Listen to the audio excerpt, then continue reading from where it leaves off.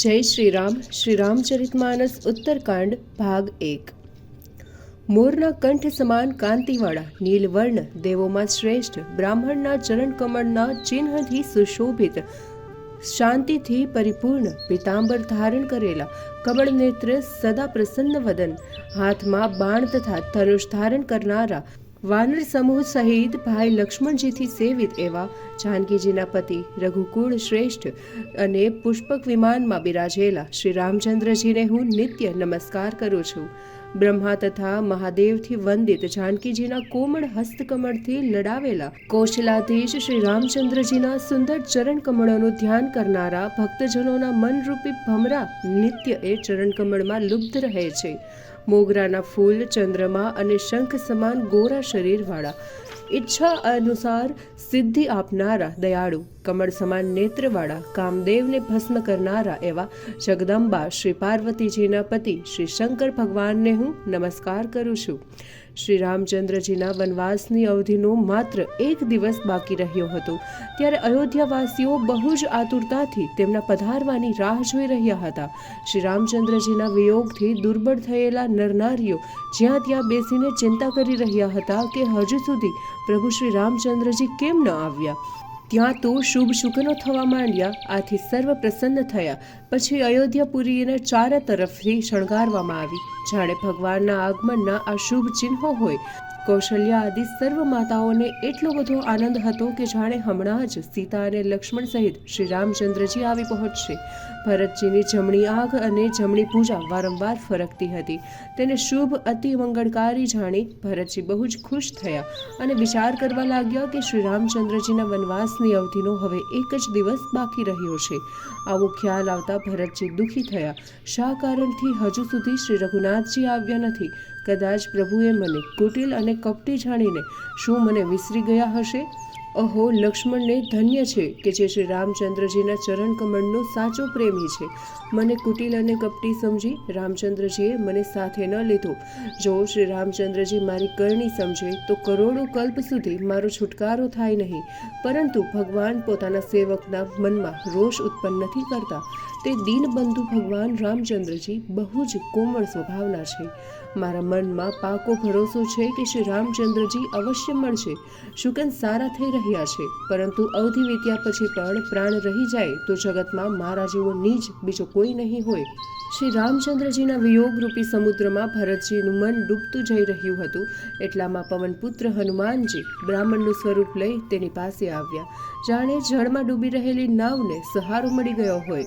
હનુમાનજીએ જોયું કે દુર્બળ દેહવાળા ભરતજી દર્ભના આસન પર બેઠા છે। શિર પર જટાનો મુકુટ છે અને વારંવાર રામ રામ રઘુનાથ જપી રહ્યા છે। તેમના કમળ સમાન નેત્રોમાંથી જળ વહી રહ્યું છે। ભરતજીને જોતા જ હનુમાનજીને આનંદ થયો। શરીર પુલકિત થયું અને નયનમાંથી આંસુ સરવા લાગ્યા। મનમાં સુખ ઉપજવાથી તે અમૃત સમાન વચન બોલ્યા કે જે પ્રભુના વિયોગથી આપ દિન રાત દુઃખી થઈ રહ્યા છો અને જેમના ગુણ સમૂહને સદૈવ ગાતા રહો છો તે રઘુકુળના તિલક, સજ્જનોને સુખદાયક, દેવતાઓ અને મનુષ્યોને રક્ષક શ્રી રામચંદ્રજી કુશળતાથી અહીં પધારી રહ્યા છે। જેમના સુંદર યશને દેવતાઓ સદા ગાય છે। પ્રભુ પ્રબળ દુશ્મનને પણ યુદ્ધમાં જીતીને શ્રી રામચંદ્રજી, સીતાજી તથા લક્ષ્મણજી સહિત અહીં આવી રહ્યા છે। હનુમાનજીનું કહેવું સાંભળતા જ ભરતજી સર્વ દુઃખ ભૂલી ગયા, જાણે તરસ્યાને અમૃતપાન કરવા મળ્યું હોય। ભરતજી કહે, હે તાત, તમે કોણ છો? ક્યાંથી આવ્યા છો કે આવી મને સુખદાયક વચનો સંભળાવ્યા? હનુમાનજીએ કહ્યું, સાંભળો કૃપાનિધાન, હું વાનર જાતિ પવનપુત્ર હનુમાન છું અને મને હનુમાન નામે જ સહુ જાણે છે। હું દીનબંધુ શ્રી રામચંદ્રજીનો સેવક છું। આ સાંભળી ભરતજી આનંદિત થઈને ઊભા થયા અને હનુમાનજીને પ્રેમથી ભેટ્યા। તેમનું હૃદય આ સમયે આનંદથી ઉછળી રહ્યું હતું। શરીર પુલકિત થવાથી નેત્રોમાંથી આનંદના આંસુ વહેવા લાગ્યા। ભરતજી ગડગડા થઈને બોલ્યા કે હે હનુમાનજી, તમારા દર્શનથી સર્વ દુઃખ દૂર થઈ ગયા છે, જાણે આજે મને શ્રી રામચંદ્રજી મળી ગયા હોય। પછી વારંવાર સર્વની કુશળતા પૂછીને બોલ્યા, હે ભાઈ, આપને શુભ સંદેશ આવવા બદલામાં શું આપું? સંસારમાં તમે આપેલા સંદેશા બરાબર જગતમાં બીજું કંઈ જ નથી. આ સાંભળી ભરતજીના ચરણોમાં મસ્તક નમાવી હનુમાનજીએ શ્રી રામચંદ્રજીના ગુણ સમૂહની ગાથા કહી. ભરતજીએ પૂછ્યું, હે હનુમાનજી, કહો, દયાળુ રામચંદ્રજી ક્યારેક ક્યારેક મને પોતાના દાસની માફક સંભાળે છે ખરા? રઘુવંશ ભૂષણ શ્રી રામચંદ્રજી કોઈ વખત મારું સ્મરણ કરે છે ખરા? ભરતજીના દીન વચન સાંભળી હનુમાનજીનું શરીર પુલકિત થયું અને વિચાર કરવા લાગ્યા કે જે રામચંદ્રજીના ચરણના સ્વામી છે તે શ્રી રામચંદ્રજીના મુખથી જ તેના ગુણગાન વારંવાર કરતા હતા અને તેમના ભાઈ ભરતજી અતિ નમ્ર, વિનયી, પવિત્ર સદ્ગુણોના સાગર કેમ ન હોય? હનુમાનજી કહે છે, હે નાથ, આપ તો શ્રી રઘુનાથજીના પ્રાણ પ્યારા છો. હે તાત, આ હું સત્ય જ કહું છું. આ સાંભળી ભરતજી હનુમાનજીને વારંવાર ભેટ્યા એટલે અંતરમાં આનંદ સમાતો ન હતો.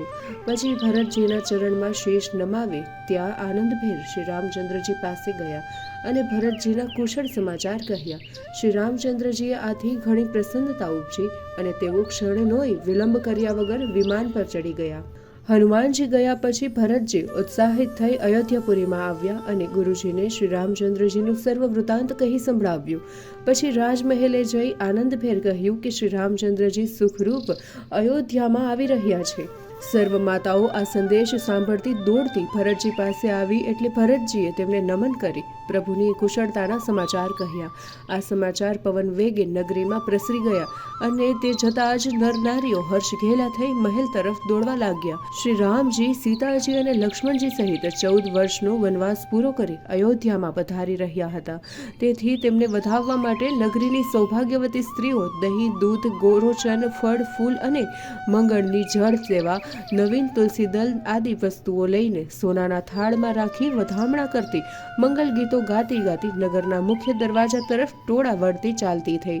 મોડું થશે તો દર્શન નહીં થાય એવું સમજીને નગરજનો જે હાલતમાં હતા તે જ હાલતમાં બેઠા ઊભા થયા અને નગર તરફ દોડવા લાગ્યા. બાળકો અને વૃદ્ધો સાથે લેવા પણ રોકાયા નહીં. તેઓ આપસમાં જ માર્ગમાં ઊભેલા હતા અને પૂછતા હતા કે તમે દયાળુ શ્રી રામચંદ્રજીને જોયા છે? ગુરુ વશિષ્ઠજી, કુટુંબીજનો, શત્રુઘ્ન તથા બ્રહ્મ સમાજ સાથે ભરતજી અત્યંત પ્રેમ વિભોર બની કૃપાનિધાન શ્રી રામચંદ્રજી સામે ચાલ્યા.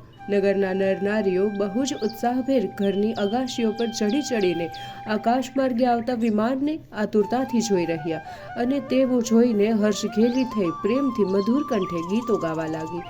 શ્રી રામચંદ્રજી રૂપી પૂર્ણચંદ્રને જોઈ અયોધ્યા રૂપી સમુદ્ર હિલોડે ચડી ગયો. ભરતજી સાષ્ટાંગ દંડવત કરતા પૃથ્વી પર પડી ગયા. ઉઠાડવા છતાં પણ તેઓ ઉઠતા ન હતા. આખરે કૃપા સિંધુ રામચંદ્રજીએ બળપૂર્વક ઊભા કર્યા અને તેમને પોતાના અંતર સાથે લગાવ્યા. તેમના શ્યામળ શરીરના રોમાંચ ખડા થઈ ગયા અને નવીન કમળ સમાન આંખોમાંથી આંસુ વહેવા લાગ્યા. કમળ સમાન આંખોમાંથી આંસુની ધારા ચાલતી થઈ ત્યારે સુંદર શરીરના રોમ રોમ ખડા થઈ ગયા. ત્રિલોકીનાથ ભગવાને અત્યંત સ્નેહથી નાના ભાઈ ભરતજીને હૃદય સાથે લગાવ્યા અને આ મિલન વખતની શોભાનું વર્ણન અવર્ણનીય હતું. પછી શ્રી રામચંદ્રજી હરખાતા અંતરે શત્રુઘ્નને હૃદય સાથે લગાવી ઉમળકાથી ભેટ્યા. તે પછી લક્ષ્મણજી અને ભરતજી બંને ભાઈઓ આનંદભેર ભેટ્યા. તેમનેથી છૂટા પડી લક્ષ્મણજી શત્રુઘ્નને આનંદથી ભેટ્યા. આથી વિયોગથી ઉત્પન્ન થયેલું દુઃખ આપોઆપ મટી ગયું. હવે ભરતજી અને શત્રુઘ્નજી બંને ભાઈઓ સીતાજી પાસે જઈ તેમના ચરણ કમળમાં મસ્તક નમાવી અતિ સુંદર સુખ પામ્યા. શ્રી રામચંદ્રજીના દર્શનથી સહુને પ્રસન્નતાનો પાર ન રહ્યો. અત્યાર સુધી સર્વને વિયોગનું દુઃખ પડી રહ્યું હતું. તે દુઃખનો આજે અંત આવ્યો. ત્યાં સર્વને સ્નેહથી વ્યાકુળ થયેલા જોઈ કૃપાળુ પરમાત્માએ એક કૌતુક કર્યું. તે સમયે કૃપાળુ શ્રી રામચંદ્રજીએ પોતાના અસંખ્ય રૂપ ત્યાં પ્રગટ કર્યા અને સર્વને યથાયોગ્ય એક જ સમયે તેઓ મળ્યા. કૃપા દ્રષ્ટિથી રામચંદ્રજીએ સર્વ નરનારીઓ તરફ જોઈ સર્વને શોકરહિત કર્યા. દોડી આવેલા માતાઓ સાથે શ્રી રામચંદ્રજી અત્યંત પ્રેમથી મળ્યા અને મધુર વચનો કહી તેમને સુખ ઉપજાવ્યું.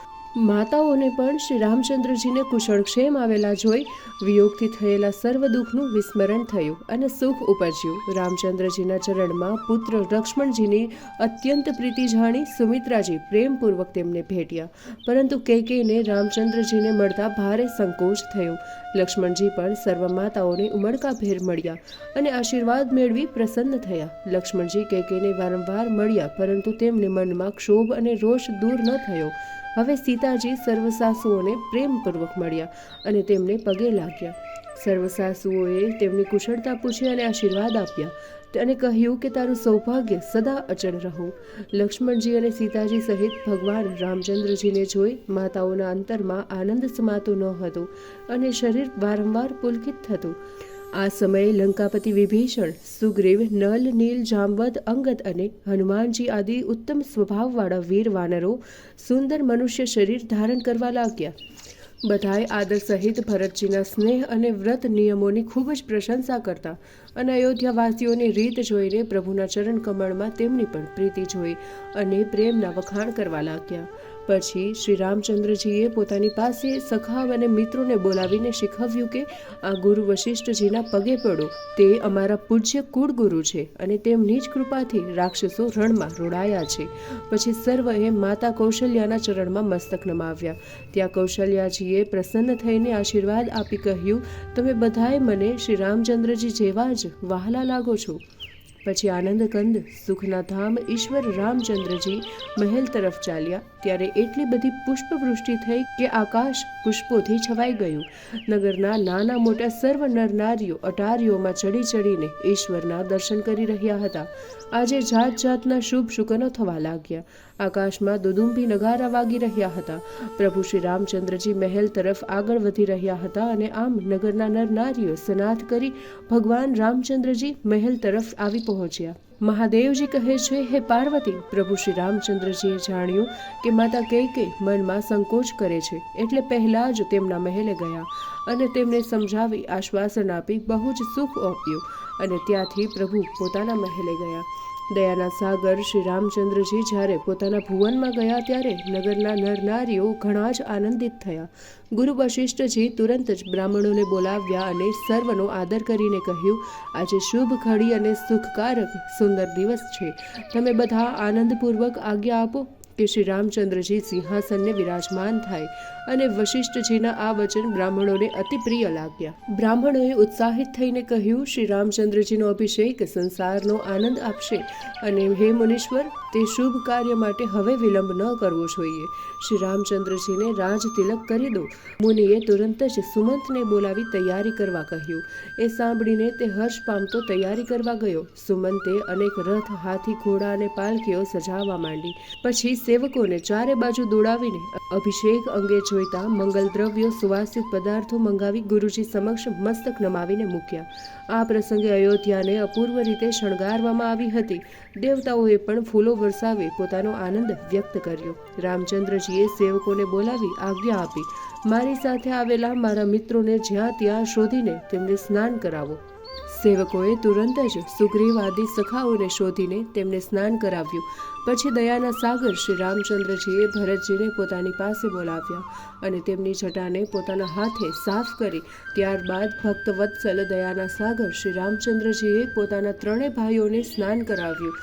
ભરતજીનું ભાગ્ય અને શ્રી રામચંદ્રજીની કોમળતાનું વર્ણન અબજો શેષ નાગ પણ ન કરી શકે. પછી શ્રી રામચંદ્રજીએ પોતાની જટાઓ ખોલી અને ગુરુજીની આજ્ઞા મેળવી પોતે સ્નાન કર્યું. સ્નાન કરીને પરમાત્માએ કિંમતી વસ્ત્ર અને આભૂષણ ધારણ કર્યા. આથી તેઓ સર્વાંગે શોભતા હતા અને સેંકડો કામદેવ પણ લજ્જાય તેવા લાગતા. બીજી બાજુ સાસુઓએ સીતાજીને ઉમળકાભેર સ્નાન કરાવ્યું અને ઉત્તમ વસ્ત્રો તથા વિવિધ અલંકારો પહેરાવી તેને સુંદર રીતે શણગારી દીધા. શ્રી રામચંદ્રજીની ડાબી બાજુ લક્ષ્મીરૂપ ગુણોની ખાણ સમાન સીતાજી અત્યંત શોભી રહ્યા હતા. તેમને જોઈને સર્વ માતાઓ પોતાનો જન્મારો સફળ માનતી અત્યંત પ્રસન્ન થયા. કાકભૂષણજી મહારાજ કહે છે, હે ગરુડ, એ સમયે આકાશમાં બ્રહ્માજી, શિવજી આદિ દેવતાઓ અને મુનિગણો વિમાનો પર ચડીને આનંદકંદ પરમાત્મા શ્રી રામચંદ્રજીના દર્શન કરવા આવ્યા હતા. પ્રભુને જોઈને ગુરુ વશિષ્ઠ મુનિનું અંતર અત્યંત પ્રેમાળ બની ગયું. તેમને સેવકો પાસે સુંદર અને કલાત્મક સિંહાસન મગાવ્યું, જેનું તેજ સૂર્ય સમાન હતું. ગુરુજીની આજ્ઞા લઈને પરમાત્મા શ્રી રામચંદ્રજી દ્વિજોને પ્રણામ કરી તેમને સિંહાસન પર બિરાજ્યા. જાનકીજી સહિત પરમાત્માને સિંહાસન પર બિરાજમાન થતા જોઈ મુનિ સમાજને અત્યંત હર્ષ થયો. આ સમયે બ્રાહ્મણોએ મધુર કંઠે વેદ મંત્રો ઉચ્ચાર્યા. આકાશમાં દેવતાઓ જય જયકાર કરવા લાગ્યા. પ્રથમ વશિષ્ઠ મુનિએ તિલક કર્યું. પછી તેમને ત્યાં હાજર હતા તે સર્વ બ્રાહ્મણોએ તિલક કરવા આજ્ઞા આપી. પુત્રને રાજ સિંહાસન પર બિરાજમાન થતા જોઈ માતાઓ ખૂબ જ હરખાઈ અને વારંવાર આરતી ઉતારતી ઓવારણા લીધા. બ્રાહ્મણોને અનેક પ્રકારના દાન દીધા અને સર્વ યાચકોને સંતુષ્ટ કર્યા. ત્રિલોકીનાથને આજે સિંહાસન પર વિરાજેલા જોઈ દેવતાઓ નગાડા વગાડવા લાગ્યા. આકાશમાંથી જોર જોરથી નગાડાનો અવાજ સંભળાતો. ગંધર્વો અને કિન્નરો ગાયન કરતા, અપ્સરાઓ નૃત્ય કરતી. આ શુભ પ્રસંગથી દેવો અને મુનિઓને પરમ આનંદની પ્રાપ્તિ થતી. ભરત, લક્ષ્મણ આદિ નાના ભાઈ વિભીષણ, અંગદ, હનુમાનજીને સુગ્રીવ આદિ છત્ર, ચામર, પંખા અને ધનુષ્ય, તલવાર, ઢાલ તથા શક્તિ ધારણ કર્યા અને તે અત્યંત શોભી રહ્યા હતા. આ રાજસભાની શોભાનું વૃદ્ધિ કરી રહ્યા હતા. શ્રી સીતાજી સહિત સૂર્યવંશના ભૂષણ શ્રી રામચંદ્રજી અનેક કામદેવોની શોભા કરતાંય વધુ શોભી રહ્યા હતા. નવીન મેઘ સમાન સુંદર શ્યામ શરીર ધારણ કરેલું હતું. પિતાંબર દેવતાઓ અને મુનિઓને મનને મોહી લેનારું હતું. મુકુટ, ભુજબંધ આદિ સુંદર વસ્ત્રો અંગે અંગ સજ્યા હતા. કમળ સમાન નેત્રો હતા. વિશાળ છાતી અને ભુજાઓ લાંબી હતી. આવા પ્રભુના દર્શન કરનાર ધન્ય બની જતા હતા. હે પક્ષીરાજ, ત્યારની શોભા, ત્યારના સમાજ અને ત્યારનું સુખનું વર્ણન હું કઈ રીતે કરી શકું? સરસ્વતી, શેષજી અને વેદ નિરંતર તેનું વર્ણન કરે છે અને તે રસને શિવજી જ જાણે છે. સર્વ દેવતાઓ પ્રભુની અલગ અલગ સ્તુતિ કરીને પોતપોતાના ધામમાં ચાલ્યા ગયા.